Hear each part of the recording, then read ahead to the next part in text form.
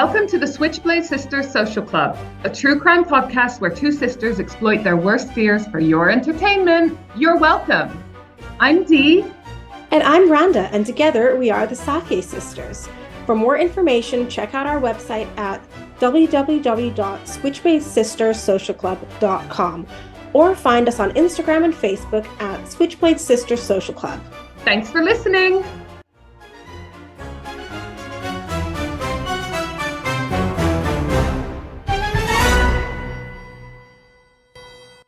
Record. Hi, this is Switchblade Sister Social Club. I'm Dee, and this is Randa, my sister. Hi. Oh, our cushion fell over. Let me chuck that back up. Okay, good. So this is a true crime podcast where two sisters exploit their worst fears for your entertainment. You're welcome. So we're super excited because we're going to something soon. First of all, I'm really excited because I love our little outings, and obviously you are a mother of 6-year-old twins, so we don't get to go out that much, you and me. So that in itself, super exciting. But doubly exciting is where we're going, and that is Crime Con. I've never been. I don't think you have. No, but if anyone is going, then hit us up, DM us, and let us know if you're going too.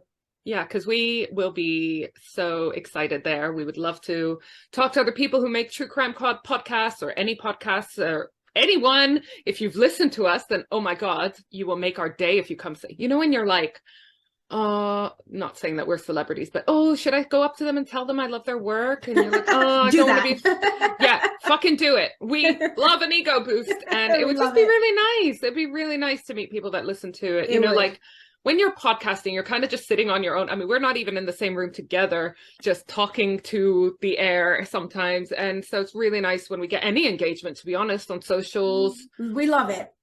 We love it. So do come say hi. We're not scary in person or in any capacity, I don't think.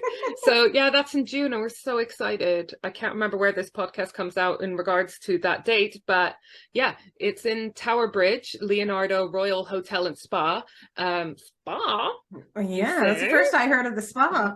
Yeah. Well, yeah, so I don't know if tickets are still available, but do hit us up. If you're going, then please let us know. We would love to see you, but I'm so excited because there's going to be people talking about cold cases. We'll definitely report back to you guys what we learn, what we find out. It's going to be a day of content collection and creation. Oh, and I'm so excited about learning how we can make this podcast better, all kinds of stuff. So, yeah, because I'm also going to Podfest, not with you, Randa, but I will report back to you what I learned. So I'm just hoping that those two things are going to be super fun excursions, but also really useful for us. So for our professional development. Yes, so we're trying to be the best we can be for you. Exactly. So yeah, really excited. Can't wait.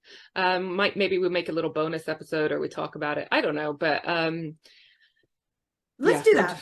I'm just really excited because it's going to be super fun. I'm just looking at the website. An ultimate true crime weekend with over 50 hours of true crime content, cold cases, immersive experiences, deep dive into case history, learn from experts, discover unheard cases. So yeah, definitely loads of things that'll come up that might be potential future episodes, I'm thinking.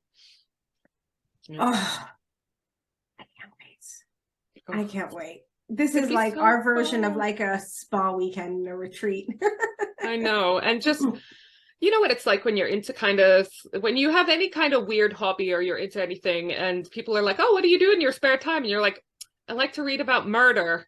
And unless that person has the same interest, they look terrified. Oh, do you know what? Spare time is not a thing though that we have. We literally book our Fridays off our normal work to do this, to bring you guys the best that we can. Yeah, and we love Fridays, don't we? We always talk about how it feels like a little bit of a holiday. I mean, to be honest, I work around it as well.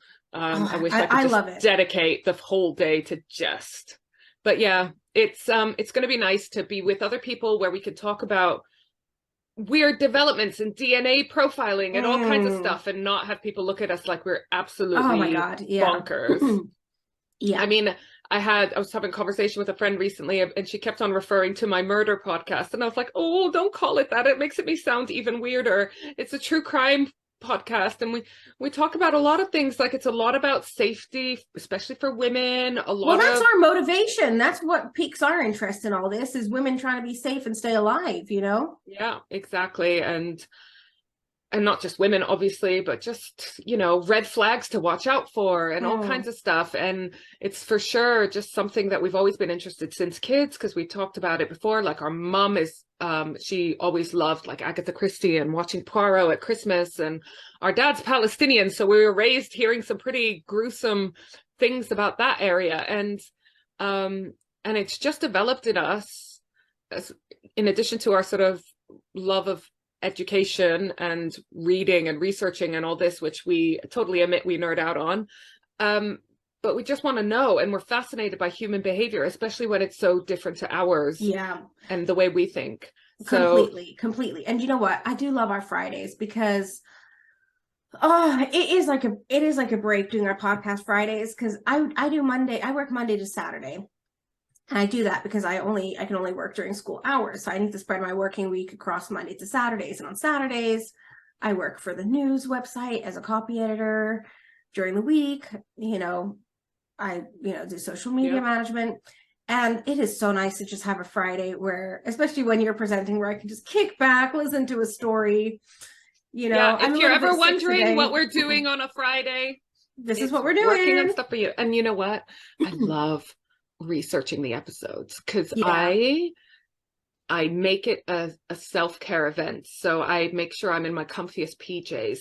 I make sure I have my blanket. I make sure I have lots of drinks and snacks. And I sit there with a book, or if I'm researching, watching documentaries, and I have my little notebook, which here, you know, which I've stuck a sticker on here, Switchblade Sister Social Club, because I have a lot of fucking notebooks. So this is my one dedicated specifically. And you know what? Just get cozy, and I just have a bit of me time reading about some cold case or some, I love it. And it's my favorite social media account to manage, is ours. Oh, and you do so well.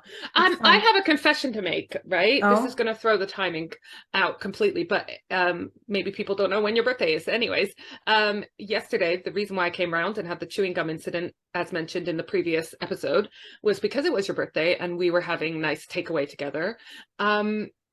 But I saw Michelle Dashwood, you know, Dashers. Oh, yeah, Michelle Dashwood. Who is amazing. She is a Michelle tarot Dashwood reader. is one of those people. You can't ever just call her Michelle. It's Michelle Dashwood. Yeah. And because Dashwood's an awesome name. She's related to Sir Dashwood, which might come up as a future episode. He was the one that made the Hellfire Club. He had this amazing mansion above some caves, and they had all these debauchery parties. Yeah, and not surprising, that's one of her relatives. So she's absolutely fantastic. I'll put a link to her. Okay, so what's the confession? I'm getting scared. Oh no, it's a good confession. Oh, good, she gave me a birthday present to pass on to you, and I forgot to give it to you. I even brought it to your house. It was in my handbag. But I want to show it to you now. And I helped her pick it. That's so cute. I know, but I told her, like, look, it's got to be something useful, because she won't want anything just, you know, because you like to keep things to the minimum, right? So she's given you this notebook that she's made herself. It's got the phases of the moon. It says Selmo Tippy, little berry, and some leaves. And I thought she'll love that for taking notes on the podcast or whatever. Michelle, that is the cutest thing. I'm literally going to voice note her as soon as we get off. Yeah, I told her, I just sent her a voice note myself, that I have forgotten to give you the present, but I'm going to tell you about it right now. So, yeah. But I just wanted to show you. That is the cutest gift. That is the cutest gift. And her notebooks are amazing. Like, they are literally like a work of art. They are. She handmakes them. Yeah. Well, the notebooks are not handmade. She decorates them in different capacities, and they're just absolutely beautiful. I have quite a few, and they just feel special. They're for your special notes, you know? Oh, that is the cutest thing. That is the cutest ever. Like, honestly, that's so nice. Do you know what else is interesting? Literally, as we started recording, I've had 2 recommendations from friends about future podcast episodes. They don't even know that we're recording, actually. Oh my God. Well, hello, Jamie and Claire Blakemore. Oh, I love them, Jamie and Claire Blakemore. We do love them. See, we've got at least 5 listeners. Do you know what? We've got a good support network of great friends and nice people. Yeah, we really do. So, yeah, I just wanted to show you that. I'll post a link to Michelle's page, like I said, because she makes a bunch of things that are absolutely fucking gorgeous. Yeah. And And she, I'm so interested in the fact that she's like, I know she does tarot readings, but that she's does psychic readings too, huh? oh, do you know what? Her readings are spooky accurate. So yeah, I'll put her details in there. She's our favorite tarot reader. Yeah. Okay, well, I'm really keen to get started on this tell episode. me the fucking story. I'm comfy. Come on, let's go. Oh, because it is like, just hold on to your seats because this one is fucking. It's so dark. We're gonna get so dark today. Okay, Yeah, I'm really I'm sorry. Okay. Right. Sit back, relax, and get ready. A lot of my research from this book comes from a fantastic book called When a Killer Calls by John Douglas and Mark Alshacker. I'm really sorry, I'm probably saying that wrong. Sorry, Mark. John Douglas is a former FBI special agent. I thought I was off camera. John Douglas is... Sorry. John Douglas is a former FBI agent who worked on criminal profiling, and he is the guy that Mindhunter was based on. You know that series? Yeah. Wait, what's his name? John Douglas. It's just fascinating. These criminal profilers, how much they get right. Like, obviously, they're researching past cases and all sorts, and building up an idea of, like, you know, someone that commits this kind of crime is most likely like this, and blah, blah, blah. We had it a bit in the Bodies in a Suitcase episode where those are most likely committed in the home of the victim and the perpetrator. And also, that was a crime committed by a woman, the Body in the Suitcase episode. So, and it's almost always, when it's a dismemberment, someone that that is known to the victim. So all that kind of stuff comes from a lot of research of past cases. And it's just, and this is another one of those cases where the criminal profilers come in and they are just amazingly accurate. And that must be so useful in guiding the investigation, right? To have a better idea of what you're probably looking for. So, Mark, the other guy, Olshaker, whose name I can't pronounce, is an Emmy Award-winning filmmaker, journalist, and author of fiction and nonfiction. And I'm going to buy all of his books now because this one was so good. I'll put a link to the book in the show notes. So I picked this case because I listened to a podcast on it. And have you ever had this where you're listening to a podcast or you're watching a TV show, but you're only half paying attention, but you're paying attention enough that rewatching it will be kind of annoying because you've seen enough of it to make it. Yeah. So it was like that. So I thought, but it had already gripped me. So I was like, I'm just going to fucking cover this case for our podcast, right? So I found this book and away I went. So let me take you back to the year of our Randa, i.e. the year you were born, 1985, Lexington, South Carolina. Okay. Shari Smith is a 17-year-old girl, young adult, who was due to sing the Star-Spangled Banner at her class graduation in 2 days. And the following week, she was due to go on her senior class trip to the Bahamas. So can you imagine? Do you remember when you were about to graduate, you felt like on top of the motherfucking world, didn't you? Yeah, I have a feeling that it's not going to end well for her. No, it doesn't. But can you imagine if you had that feeling on top of that, you were also going to the Bahamas in a week? I mean, she must have just been high on life, right? She was musical. She sang and danced in loads of her school choirs and performances, and she was on student council. She had a sister who was a couple of years older than her called Dawn, who's already away at university. And they looked a lot alike. Let me just bring up a picture. Sorry, I had this open and then I closed it. Okay, so this is the Smith family. So you can see Shari in the bottom. To be honest, I don't even know which one's Shari and which one's Dawn. They look so much alike, but you can see, right? Yeah. Nice, wholesome American family there, yeah? So Shari and Dawn looked a lot alike. Shari planned to go to Columbia College in South Carolina to major in voice and piano. They both sisters were blonde, gorgeous, talented. Shari had even been voted most talented and wittiest in her yearbook. Dawn and Shari often performed together, for example, at their church, and people refer to them as the Smith sisters, which is like not a super inspired name for a band, but you know, we'll allow it. We call ourselves the Safdie sisters. Yeah, that's true. But We we also play sisters. exactly. So on the 31st of May, this is 2 days before her graduation, she goes to school for a graduation rehearsal because remember she's singing Star Spangled They could have been Banner. the Smiths before the Smiths. Yeah. Not before, because it's 1985. Anyway. Yeah. She was meant to call her mum when she was leaving so they could go to the bank together and get traveler's checks, which was a thing that people used to use in the 80s for her trip to the Bahamas. At 11:30 a.m., she called her mum and told her to meet at the bank in half an hour. She asked her mum to bring a swimsuit because she was going to a pool party after the bank. Because you can imagine that time. I imagine all her exams are finished and it's basically just graduation and then off you go. At the bank, she got the traveler's checks with her mum and met with her boyfriend, Richard Lawson, and her friend, who's got one of the most amazing names I've ever heard, Brenda Boozer. Love it. Great name, Brenda Boozer. They went in Richard's car to the party, so they left Brenda's and Shari's car in the shopping center car park. At 2:30 p.m., Shari called home to say that she was about to leave the party. So you can see she's in regular contact with her parents, even though this is a pre-mobile phone time. So this girl is going to pay phones or using house phones to call her parents, you know? Richard drove her and Brenda Boozer back to their cars at the shopping center.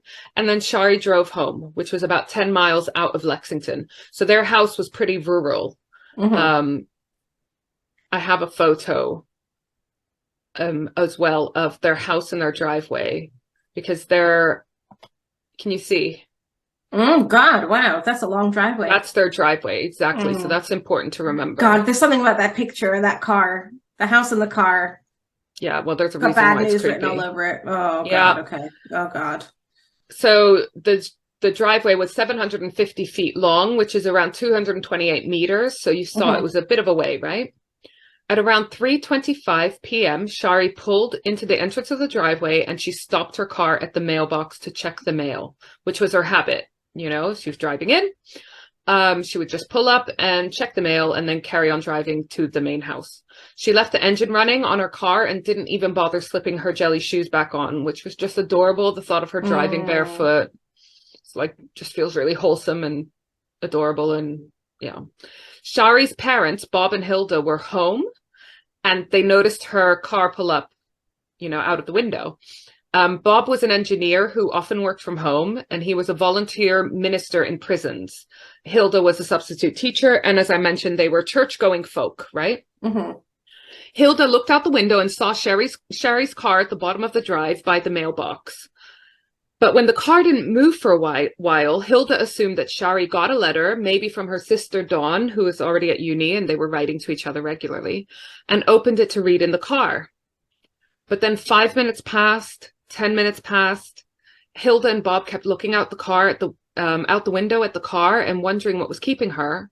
And eventually Bob was getting so worried because Shari had a condition called diabetes insipidus, which I'd never heard of. And we have diabetes in the family, but this doesn't seem like it's directly related.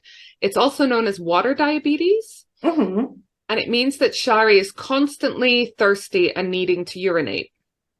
And it means that she's in constant danger of dehydrating. So she has to take her medicine regularly on time, and she needs to make sure she's constantly drinking a lot of water. So Bob was worried that maybe she like passed out or something, you know, she's been at the pool party and the heat, et cetera, et cetera. So he gets in the car and drives down to the end of the driveway. And that photo I showed you, that car that freaked you out, that was Shari's car at the end of the driveway. When he got to her car, he finds her motor still running. Her driver's door is open and there's no sign of her. There were letters on the ground near the mailbox, and her handbag and shoes were still in the car. Her medicine and her wallet were still in her handbag in the car. Bob could see barefoot prints leading to the car from the car.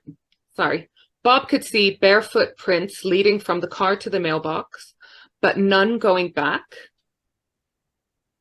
which just would have been just creepy and scary and terrifying. He must have instantly known something was wrong, right? Because where the fuck would she be?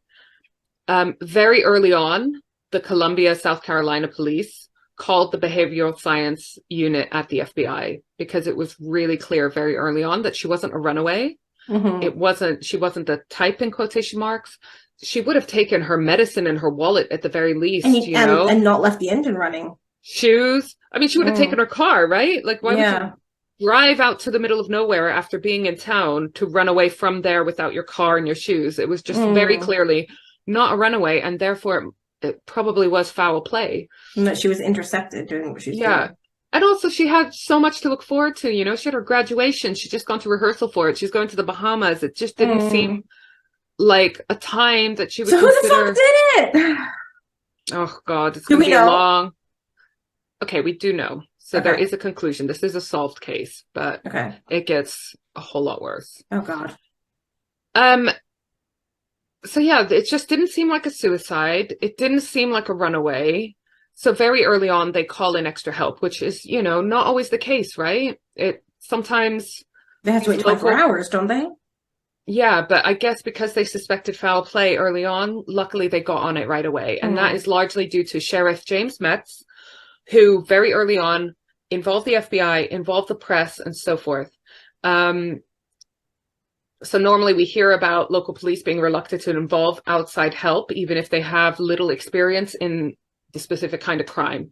James Metz sounds kind of amazing. He was 37 and had already been sheriff for 12 years. He'd done an 11-week training course called the FBI National Academy for Senior Police. So he was aware about the profiling program at the FBI, and he was really keen to involve them. So just surprise, surprise, a senior police officer with no ego, right? So John Douglas, the profiler, gets involved. This is the guy that has co-written this book. Immediately, the FBI agree it was a kidnapping, and they put wiretaps on the phone at the house because they expect or they hope for some kind of contact from the kidnapper for ransom. At this point, I just want to say, when I got to this point in the book, I stumbled across an FBI Files season 2 episode called Cat and Mouse on Amazon Prime.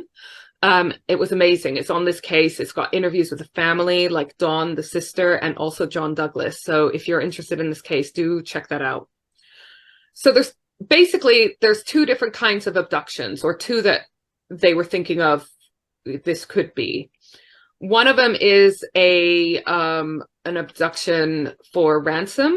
And they were hoping it's this because obviously there's a much higher chance that they will see their daughter again. But the problem is that the family were not particularly rich. So it's not an obvious choice for a kidnapping for money. So the other kind of abduction is obviously much less likely for a good outcome. And that is, usually leading to a homicide. The profiling team were convinced this wasn't an ad hoc kidnapping. They were convinced that he had followed her home, perhaps following her for a little while. Did they think it was somebody that knew her? We'll get to that. Oh, okay.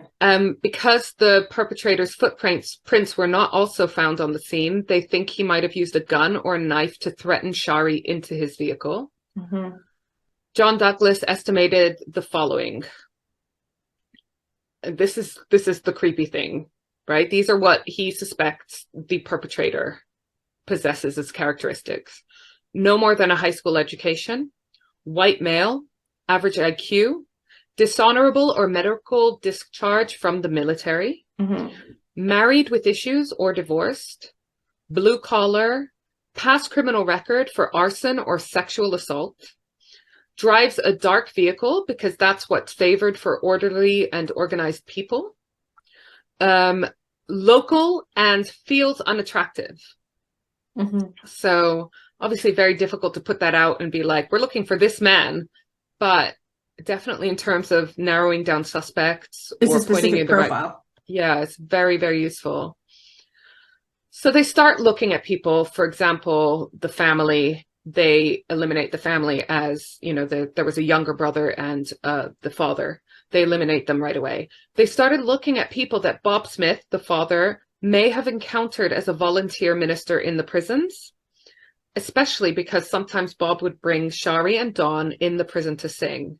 And I mean, would you ever with your young daughters bring them into a prison? I mean, I love the idea I'm a protective parent. I love the idea of rehabilitation through music. Yeah, I do too. I do too. And it's obviously him trying to be very nice. And it's so big of them. I think they're much bigger people than I ever could be. But for me to bring like your underage kids into a prison environment. Girls as well. Yeah. Yeah. Around the men who haven't been around women for a while. It makes me super uncomfortable. Yeah. Yeah. I mean, I'm all for rehabilitation too. I really am, over punishment. But you know, what you expose your kids to is you know, a different, there's a different parameter. It makes me so uncomfortable, and I couldn't do it, you know, I just couldn't. So, but yeah, I presume he made sure that that was in the safest capacity he possibly could. And maybe, I don't know what prisons he was in. Maybe it was like white collar crimes in quotation marks rather than like sexual offenders or something. I don't know, but it just, yeah, this just, it made me, I wouldn't want to tempt fate. It made me feel really uncomfortable because they're underage in particular. So the thought was that maybe one of the prisoners saw Shari and developed an obsession, but they soon ruled out anyone that they came across in that capacity. Then that Sunday, like 2-3 days after she went missing, her graduation went ahead without her. People prayed and wept during the ceremony. Obviously, a huge part of it was dedicated to her, and her chair remained empty. Then at 2:20 a.m. on the Monday morning, the phone at the Smith household rings. Bob answers, but the caller asks to speak to Mrs. Smith, so Hilda takes the phone. The male caller says he has some information on Shari. He said he wanted to prove to Mrs. Smith that he wasn't a hoax caller, because that's obviously a huge problem when things like this happen. He told her that she would get a letter from Shari in the post that day, or possibly the next. And then he hung up. The call was traced to a phone booth 5 miles outside of Lexington, but there was no fingerprints or any other evidence left at the booth. So he was indeed organized and careful, as John Douglas, the profiler, predicted. Then the police, bless them, rare I will say that, but rather than waiting for the post, the police got the postmaster to open up the post office, and they searched for the letter. And they found this letter addressed to the Smith family. This letter was headlined, Last Will and Testament. Oh, fuck. And it was in Shari's handwriting. And I've got a picture. Oh, God. Oh, God. I know. It's going to haunt me. Okay, show me real quick. Do you want to see it? I don't have to show it to you. Show me real quick. Okay, sorry. Just bringing it up. I mean, I won't read from it because it's so heartbreaking. But here it is. But I'm raising it because it's super important. So you can see God is love. I love you. I love y'all. But it's written here, Last Will and Testament. So, that's a lot, isn't it? It's heartbreaking in that it's sweet and caring and funny. It's so Shari, but then it's interspersed with requests for a closed casket. Like, can you imagine reading that? Can you imagine? How did she even manage to write it? I know. Can you imagine being abducted and being forced to write something like that? You know you're going to die at that point. There's no way you're forced to write your last will and testament. She probably put all her effort into writing it for her parents' sake. And exactly, trying to put in their comforting words. And this girl is 17 as well. Oh, it's I told you, this one is fucking dark. She knew while she was writing this that she was going to die at age 17. I don't know how she could possibly think while writing this anything else. So then at 3:08 p.m. on that same Monday, so this is the same day that they got that 2:20 a.m. phone call alerting them of the letter. 13 hours later, they get another call. Dawn, the older sister, answers, but yet again the caller asks for Mrs. Smith. He asks Hilda if she believes that he has Shari now, and Hilda says, not until I hear her voice. So she's clearly desperate for a sign that her daughter is still alive and safe as she can be in this, in this situation. He says she will know in 2 or 3 days, and she should call off the search, and then he hangs up. The call is traced to the shopping mall where Shari and Brenda Bruiser had left their cars that day when Richard, the boyfriend, drove them to the pool party.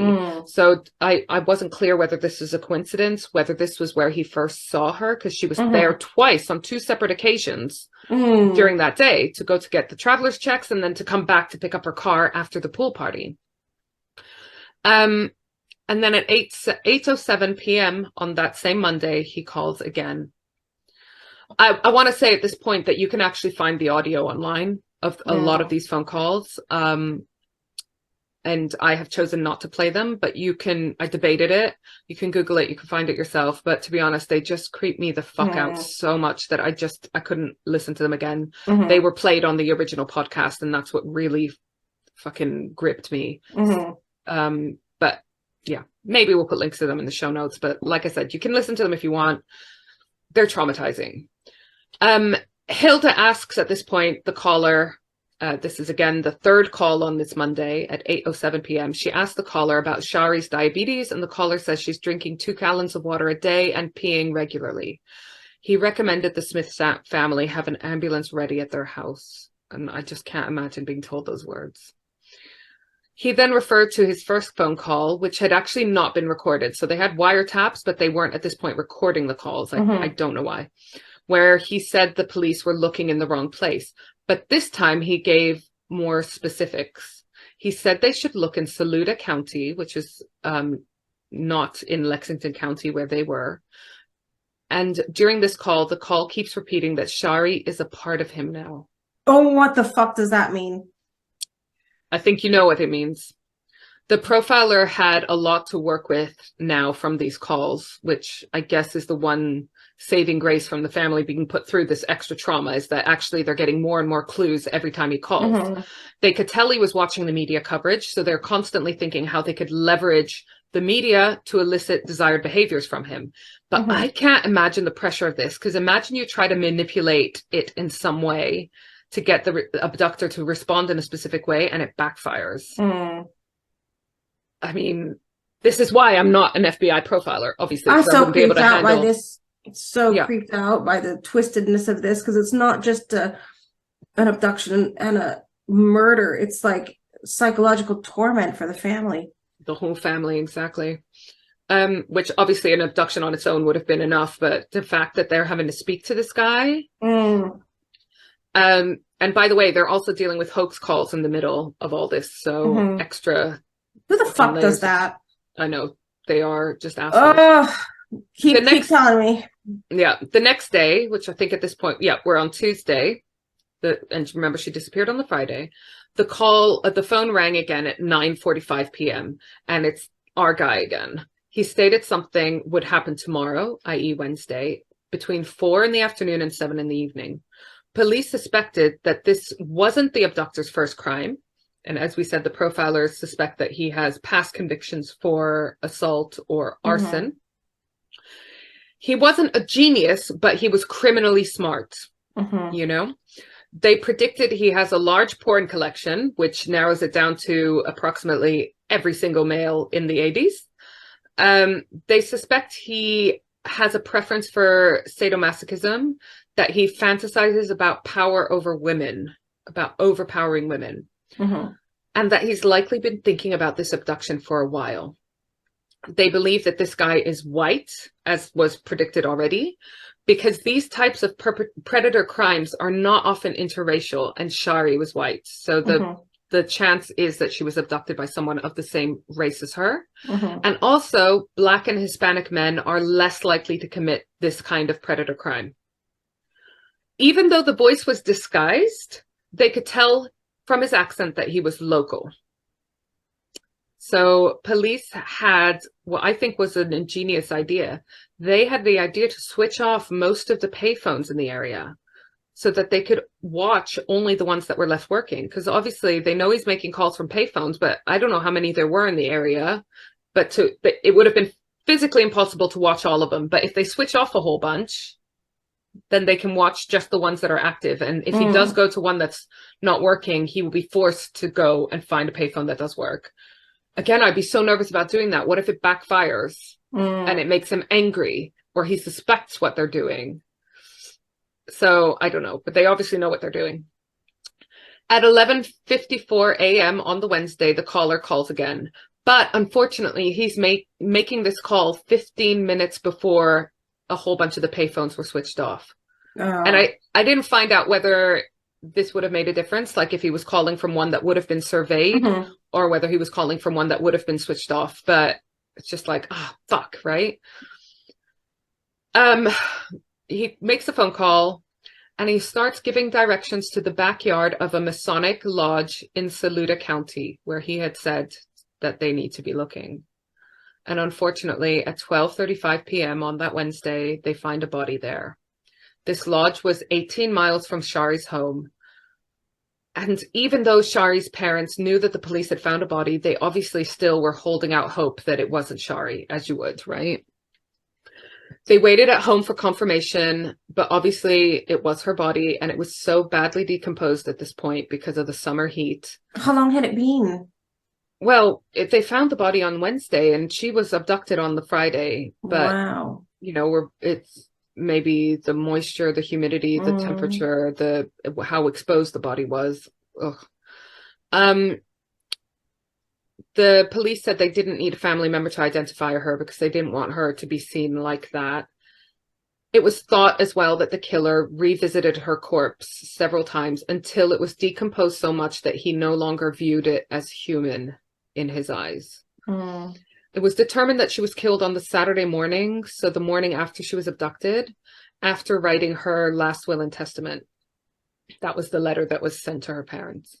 And did they know how she was killed? So during Shari's autopsy, she was formally identified using dental records, so they didn't need anyone to identify her. They could tell she had been bound, but because of the decomposition, they couldn't determine the exact cause of death, but they suspected strangulation or smothering. The manner of death, though, was listed as homicide because however she died, it was as a direct result of her abduction at the hands of her, killer. And as we learned in the Natalie Wood case, it's super important to get a case marked as homicide because it is so important with regards to how the evidence is treated thereafter. How long they keep all the different bits of forensic evidence, how the investigation is proceeded, who's allocated to the case, et cetera, et cetera. So it's really, really fortunate that they had someone who listed it as a homicide rather than undetermined or anything else. Then the killer calls the house again, and this time it gets worse. He asked to speak to Dawn. I mean, can you imagine how the parents would feel at this point? I mean, the mom and dad, they've just lost their daughter, and now the killer is targeting their other daughter. He told her he had already sent a letter to her detailing what happened between picking up Shari and telling the family where the body was. He said that there would be pictures included, which is obviously just fucking awful, but pictures could be a real big clue. They could offer very good insight into not only what happened to her, but where she was and who is this guy. This makes me feel even worse than the Levi Bellfield episode, because this guy, it's the enjoyment that this guy's having with the families. Torturing the family. That prediction that he likes to overpower women not only extended to Shari, who he clearly overpowered and murdered, but he's playing these power games with the females in her family as well, the mother and he wasn't never interested in speaking to the dad. The dad was the one that picked up the phone call first and immediately asked to speak to the women. He feels like he can fuck them around even more. So it's fucking twisted. It's next level fucked up, isn't it? So he promises another letter and pictures. He claims he will turn himself in because he promised Shari. And then he slips up and says all he wanted to do was make love to Dawn. Dawn says, to who? And the caller says, I'm sorry, to Shari.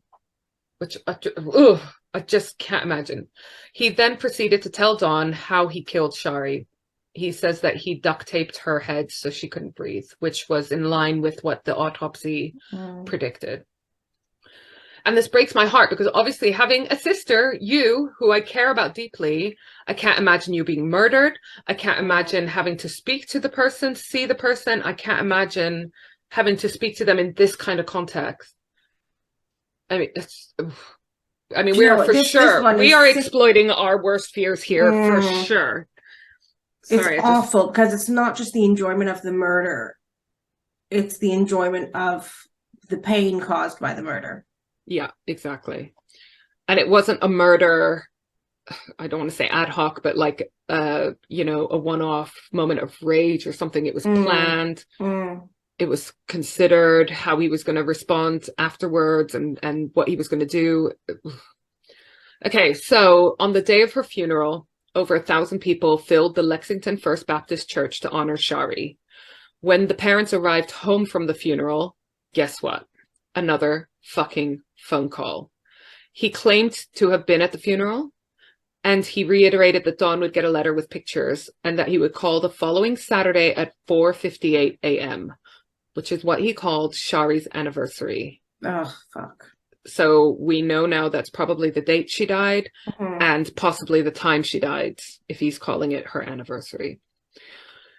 He left no evidence at the phone box again. So the police interviewed funeral attendees and watched videos of the funeral with the family to try to identify if there's anyone suspicious, anyone they didn't recognize, anyone they did recognize that they thought was odd, etc., etc. They came to the conclusion that the killer didn't know Shari previously, but he might have been watching her, but maybe just on that one day. Okay.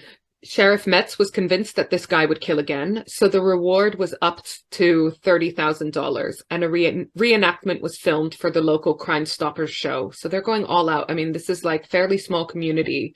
This would have been very unsettling and terrifying for everyone that lives there, right? So I wish I could tell you at this point that they caught the guy, the end, but get ready for this. Trigger warning. Well, we should have started with it. I mean, our whole podcast is a trigger warning. We say this, but 2 weeks after Shari was kidnapped, the day they were recording this reenactment, 9-year-old Deborah May Helmick was playing with her 3-year-old brother in the garden in front of their trailer at Shiloh Mobile Home Park, 5 miles from Columbia. They'd only lived there for about 2 months. A silvery gray car drove into the park, pulled up next to Deborah May. A guy got out and grabbed her and pulled her into the car and drove off. A neighbor in his kitchen, Ricky Morgan, witnessed this. He must have been looking out the window at the time. Ricky ran to the home of the parents, Sherwood and Deborah Louise, to tell them that they just saw the daughter being snatched. Only the dad was home at the time. Ricky described the guy to the police as white, about 5'9", 200 pounds. So basically quite large male, and hairy, like shaggy. The police instantly think that this could be related to the Shari case, which is super significant because although it's mainly because of the location, right? That these two things happened so close in time and so close in location because there's a huge age difference. It's not super common for someone to target such young children and then someone who's a young adult like 17. But because of the time frame, because of the fact that it was super close to where Shari had disappeared from, they do start linking the case. This was Friday, the 14th of June, 1985.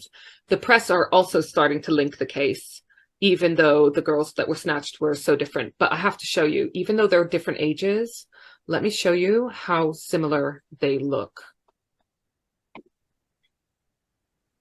I mean, they could be sisters, right? Oh, wow. Yeah. Right? I mean, bless them. You could tell this picture is taken in the 80s, but some fabulous 80s hair going on. But they definitely have similarities. So. It's like Levi Bellfield, wasn't it? Blondes? Yeah, exactly.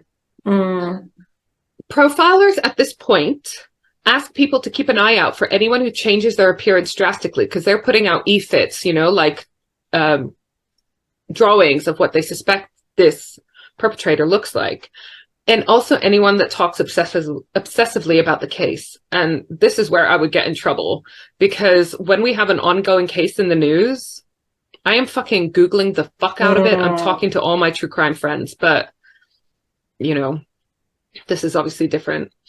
So there's a problem instantly in that Deborah May's family do not have a phone in their trailer. And we know that the perpetrator likes to make his phone calls, right? At this point, the profiler, John Douglas, the author of the book, co-author, heads down from Quantico, Virginia, FBI headquarters to Columbia. He's determined to get the caller to come out of hiding and maybe get him to call the Smiths again, because they are in need of more clues. And as traumatizing as it is for the family, they just need to get closer to finding out who this guy is. And obviously the family are super on board with finding out who did this to their loved one. So they decide to use Dawn as bait. And again, I know they're on board with it, but I still think how fucking brave you are. And that still must have been such a dilemma for the parents, you know, putting their daughter in the line of this killer. They know that the killer has got an obsession with Dawn as well, and she looks so much like Shari. They know now that that's his type because of how much Deborah May looks like that. They must have been so worried every time Dawn left the house. Right. I can't imagine she left the house on her own during this time, right? The idea was to have a high-profile memorial for Shari with Dawn at the center of it. Dawn is in on it immediately. She's all for it. She will do anything to catch her sister's killer. I totally get that. I would be the same. The idea was that Dawn would place a koala bear belonging to Shari on her grave. And the idea that this might draw the killer out. The profiler thought that the killer might want this intimate souvenir for himself, or it might make him start calling the Smith household again. They decided to do this on Tuesday, the 25th of June. Remember, she only disappeared on the 31st of May. So this is less than a month of time. The 25th of June would have been Shari's 18th birthday. Just a lot. The Saturday morning before the memorial, the phone rang and Dawn answered it. And it was him. He told her, God wants you to join Shari. He then asks if Dawn has heard about Deborah May and gave directions to where Deborah would be waiting, in quotation marks. It was thought that the caller was calling the Smith household again because the Helmicks themselves didn't have a phone. In a bid to keep the killer on the phone, she asked him about the pictures and the letter that he promised her, remember? Because she never received them. He told her that he would get them to her as soon as possible. And Dawn remembered thinking at this point, and this is a quote from the book, what are these people going to do to protect me for the rest of my life if this man is never caught? Oh my God. And at this point, she's like 19 herself, you know? She's at uni. It's meant to be like such an exciting time of her life. And instead she's dealing with the murder of her young sister and the murderer being obsessed with her as well. Police rush to follow the directions that he gave, hoping that it would lead to a little girl still alive. They went to Gilbert city limits, which was an area 75 yards off of Main Street, where they found a female child body. Oh, do you know what? I fucking hate this story so bad. Sorry, okay, I told you. Keep it moving. Is this the darkest one we've done so far? This is the worst, yeah. It really is. I think so, yeah. So they found it 10 miles from where Shari's body was found. The parents positively identified the clothing that this little girl was wearing and the pink beret, which broke my heart. Suffocation was listed as the most likely cause of death, and fingerprints identified the body as poor little Deborah May. It is now believed by the profiler, by John Douglas, that they were dealing with a repeat killer who would not stop until he was caught. And clearly there was an urgency around it because he kidnapped Deborah May only 2 weeks after he kidnapped Shari. That is, you know, quite commonly we find that the timings between the crimes start speeding up, but this guy has already started at a really high rate. Although he had a type, for example, Dawn and Shari Smith, he was essentially an opportunist. So he would attack any vulnerable female that he could overpower. So it's thought that he just saw Deborah May, saw that she was a vulnerable female she was with her 3-year-old, so basically on her own. And he took that opportunity to snatch her. The police are now obviously getting loads of leads. Most of them are not very helpful. And 4 people have been arrested for trying to extort a ransom from the Smith family or making false reports. So to these people, I say you're fucking assholes, because the the amount of trauma, extra trauma it causes, and also the amount of police resources it wastes when they could be focusing on actually finding the killer, you are shit. You are just the lowest of the low. It's slightly higher than the person that actually committed this crime. So on Tuesday, they held this memorial, the 25th of June. The family placed the koala on the grave. Attendees were scanned in case the murderer was in attendance. Police took down all the license plate numbers, and Deborah May's funeral was held the next day. Again, the attendees were surveyed. Back at the lab, there was a breakthrough with Shari's last will and testament, which is why I wanted to show you, because it was a key factor in this case. They used some kind of technology to see if there were any imprints on the note paper used from previous writings on that notepad. Mm-hmm. And they found what they thought was a phone number, 10 numbers long. And they managed to identify 9 out of those 10 numbers. So they assume it's a phone number, and they obviously managed to narrow it down to 10 different phone numbers, because there's only one number in that series that they couldn't identify. Mm-hmm. One of them got several calls from a residence about 50 miles from Shari's home. So they called the number and asked if he knew anyone in the state. And he said his parents, Ellis and Sharon Shepherd, lived nearby in this area where all of these abductions are happening.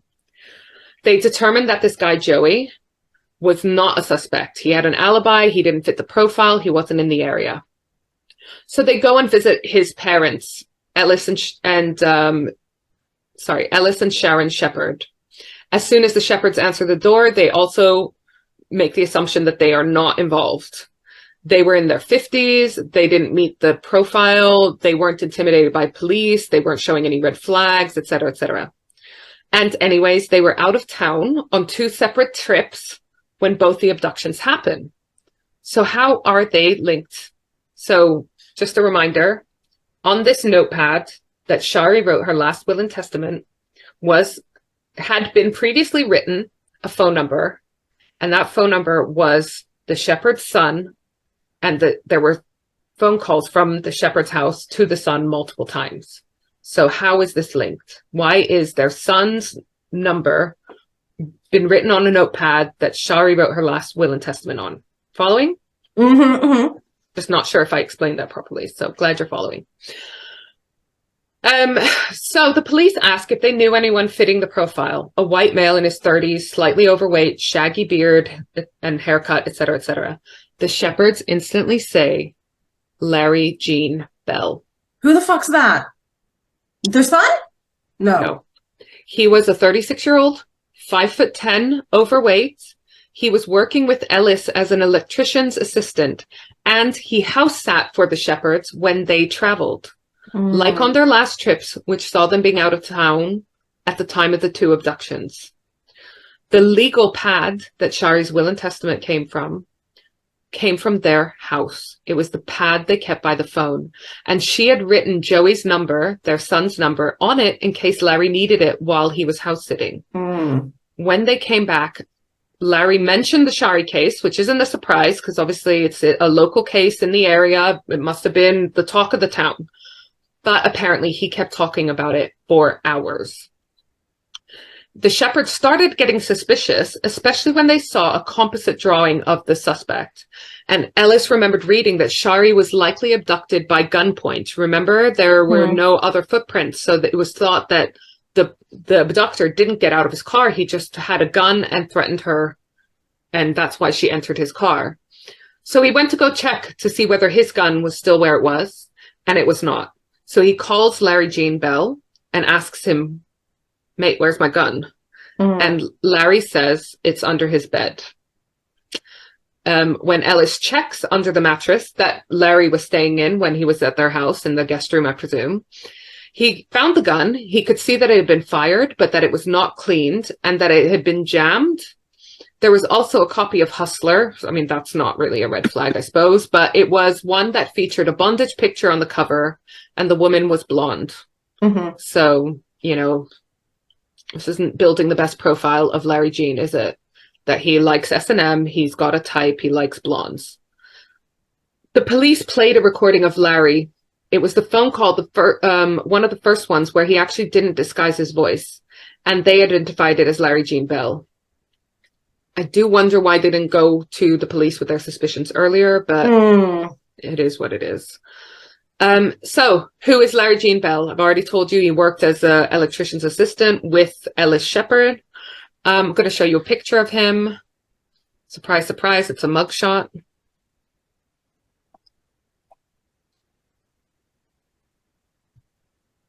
Hate him. This is going to haunt your nightmares tonight. I'm sorry. Oh, God. It looks like what I thought. Yeah, but also, like, just your average guy as well, right? Like, nothing.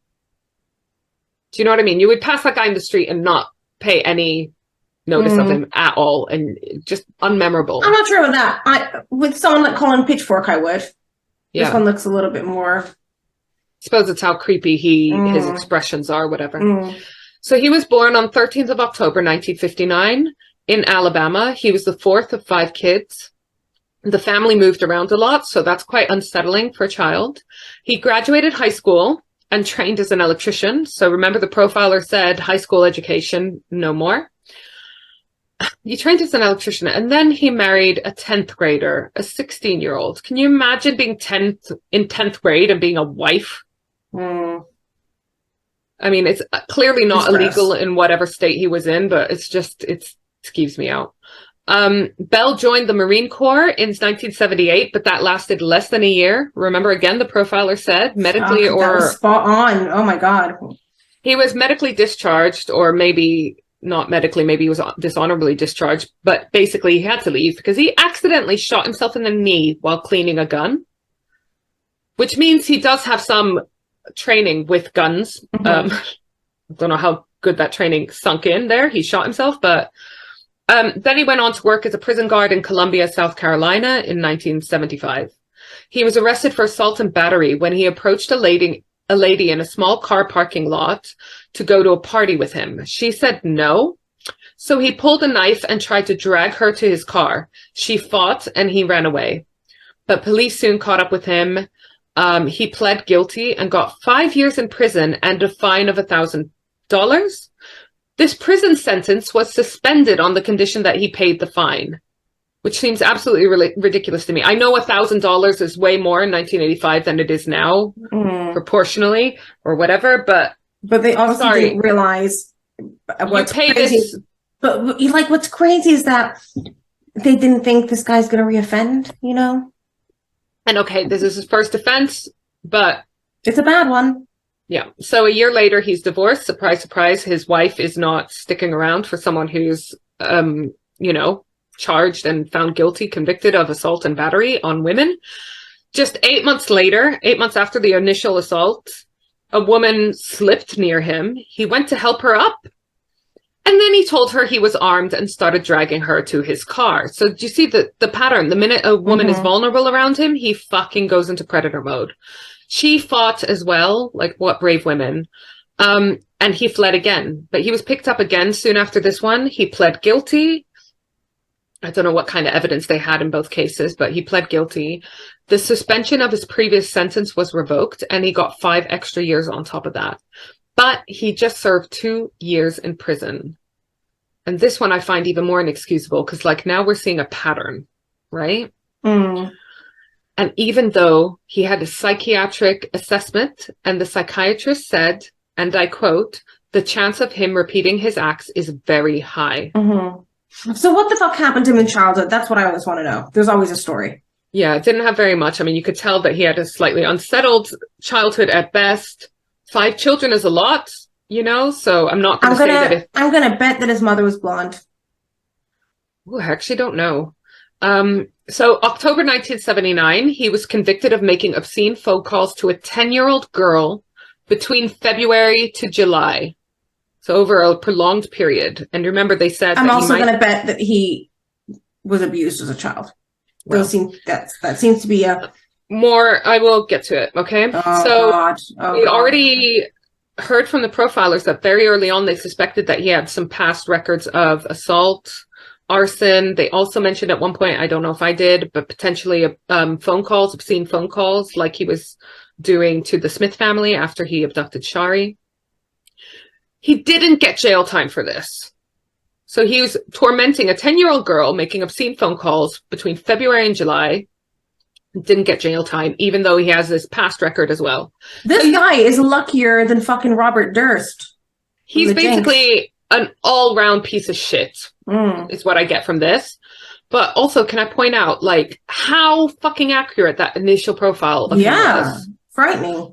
Yeah. So, and they even said he was married with problems or divorced. He did get divorced during this time.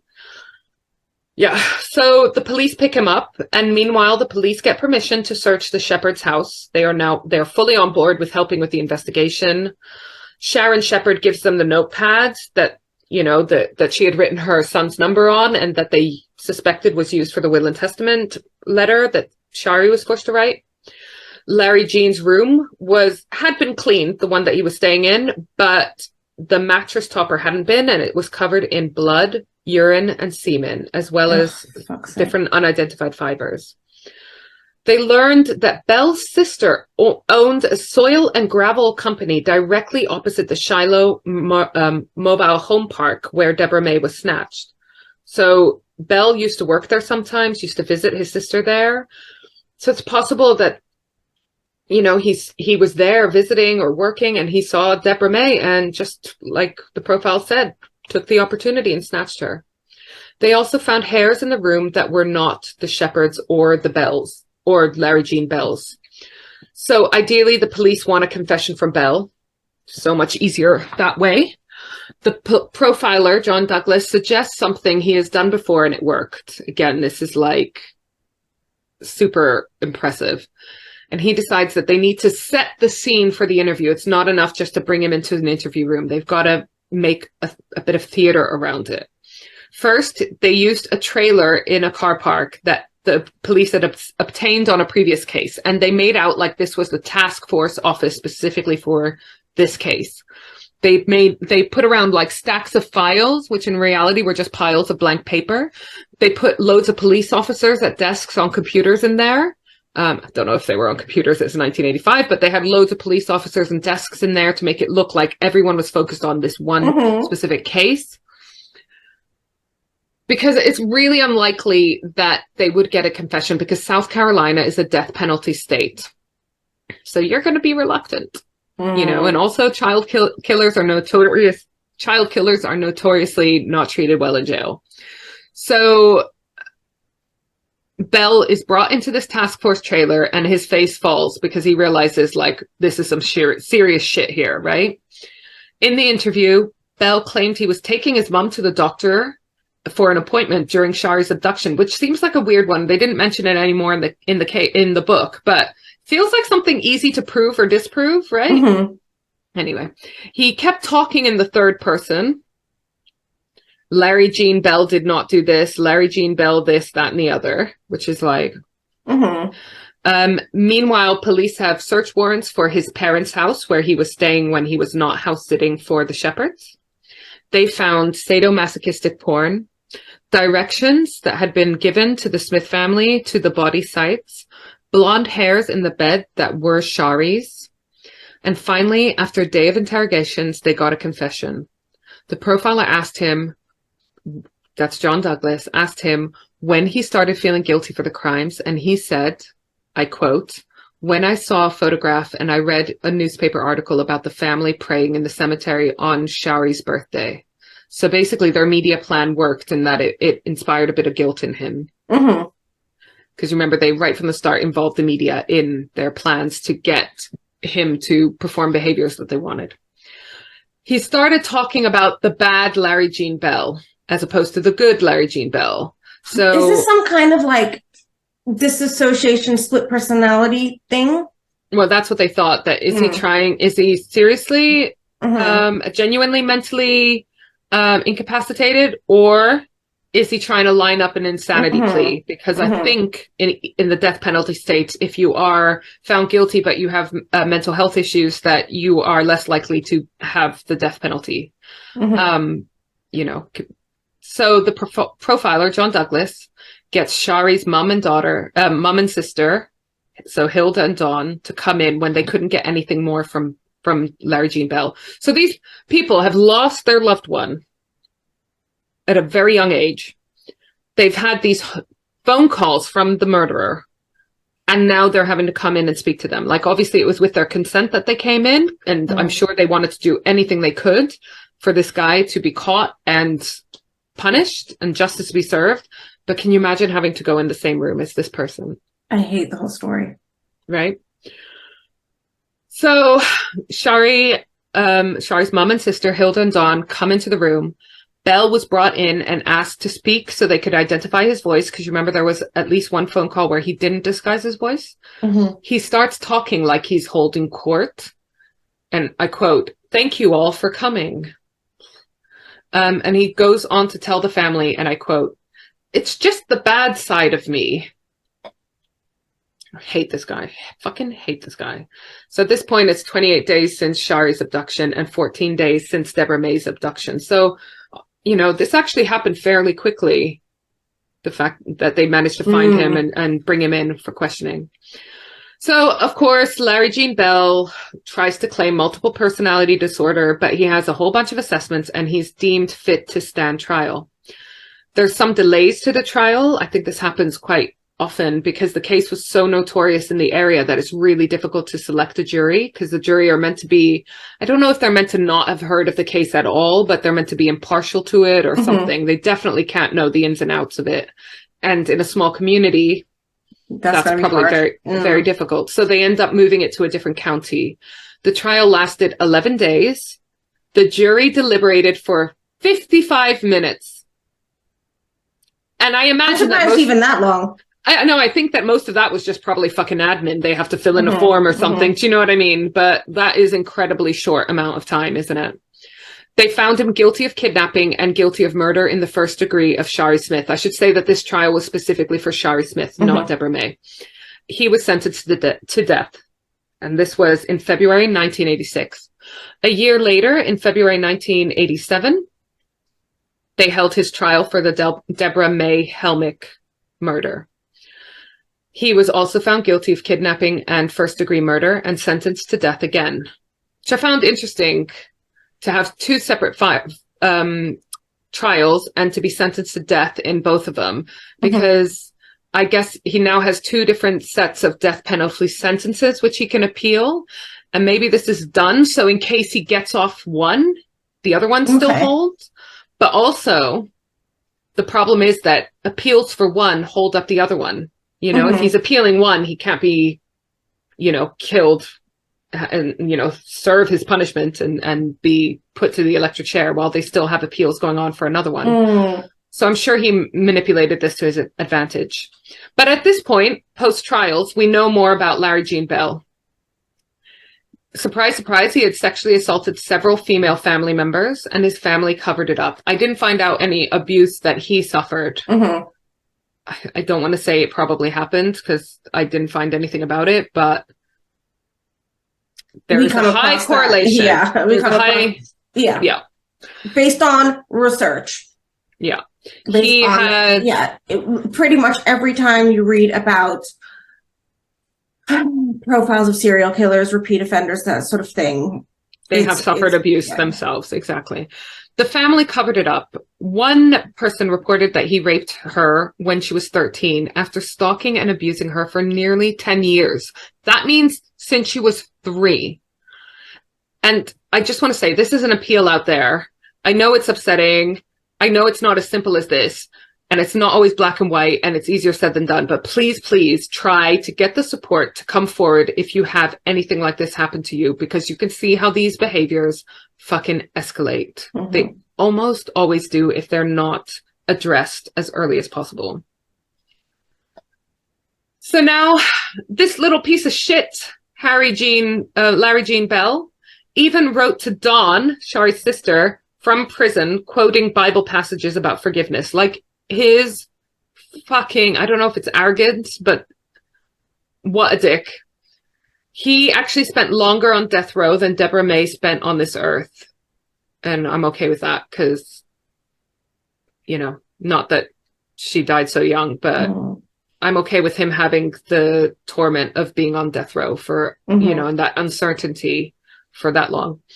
Finally, when all his bullshit appeals were exhausted, on Friday, 4th of October, 1996, he was sent to the electric chair. 96.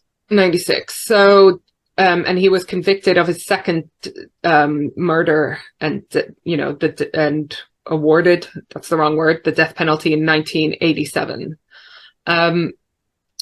There are still 3 missing person cases out there, which may or may not be linked to Larry Gene Bell. There's no evidence, but they are similar enough that they suspect that he might have had something to do with them. So Denise Newsom Porch in 1975, Beth Marie Hagen in 1980, and Sandy Elaine, her surname I've got, but I've not got, sorry Sandy, 1984.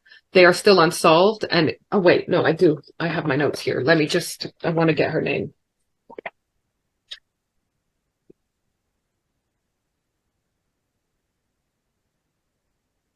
Sandy Elaine Cornett in 1984. They're still unsolved, and it's suspected that Larry Gene Bell may have been involved in some way. So yeah, story of Shari Smith, Deborah May Helmick, and the absolute fucking piece of shit Larry Gene Bell, who was responsible for their deaths. This is my least favorite. I mean, you present it perfectly, and you really deserve a PhD in criminology. But this was like the most unsettling because of not just the murder of 2 kids, but the enjoyment of the torture of the families. Yeah, the further torture, the extra layers of... Like literally the whole way through, I'm thinking, I can never let the kids out of my sight, ever. Yeah. That's why I fucking hate these stories. I'm really sorry about that. That one I told you was fucking dark. I think that's going to be my darkest for a while because I can't cope with anything else. But hate to end on this. This is the kind of episode that needs to end with a fairy tale, like the poll we did on social media, where 100% of people said they wanted us to end with a fairy tale. Do you want me to end with a joke? Yes, please. 2 peanuts walking down a road. One was assaulted. That's always a good one. Okay, good. That lightened the mood a little bit because it's fucking dark. Oh, I tried. My God. Right. See you next time. If you promise it'll be a little bit lighter. Still fascinating, but a little bit lighter. Well, mine won't involve kids. So that means that's it. It is infinitely worse. I do try to stay away from the kid ones because they take a toll on us researching these, But that one, I don't know. I just had to cover. Should I give you a clue what mine's about? No, because I'll guess it. And I love the surprise moment. Okay, you probably will guess it. You're not great at clues. No. Okay, well, it doesn't involve kids. It doesn't involve kids. That's good. All right. Well, we will see you all next week. Thanks so much for listening. I'm sorry. I'll probably see you in your nightmares after that. Yeah, stay safe. Thank you so much for listening. Bye. Bye. Hey there. Thanks for being a loyal listener. Do you need a new website or want to boost your social media performance? Or do you hate podcast editing? You've tried optimizing your website and social media channels, but you're still not getting the listeners, downloads, and engagement you want? We, the Safier sisters, love helping people with tasks that they hate. We know a thing or two about podcasts, websites, and social media, and we love working with other podcasters and business owners. So why not head over to switchbladesisterssocialclub.com and go to our Work With Us section. We believe in collaboration over competition. A rising tide raises all ships. Bye!